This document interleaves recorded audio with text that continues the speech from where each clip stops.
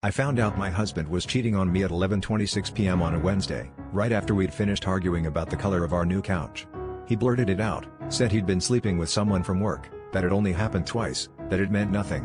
I threw a wine glass at the wall and screamed at him to get out, but he just sat there, hollow-eyed, and let me hurl every insult I could muster.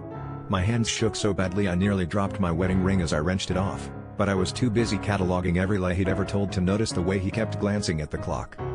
He offered to sleep on the couch, but I locked myself in the bedroom and tried to piece together the last 6 months, late nights, strange credit card charges, a look of constant panic in his eyes. I figured he was just another unfaithful husband, and I was just another woman who'd been made a fool. But then, at midnight, headlights swept across the window, and heavy footsteps echoed down the front walk.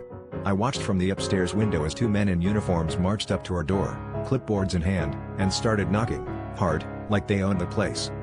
When I tore open the door, they told me they were the movers and that they were there to clear the property.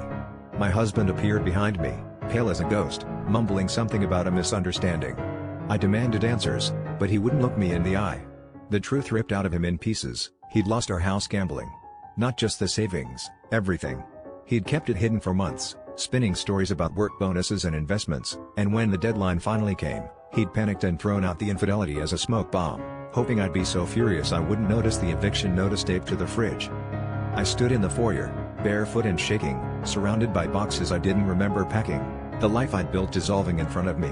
I realized, with a sick, hollow certainty, that I'd spent years loving a man I didn't even really know.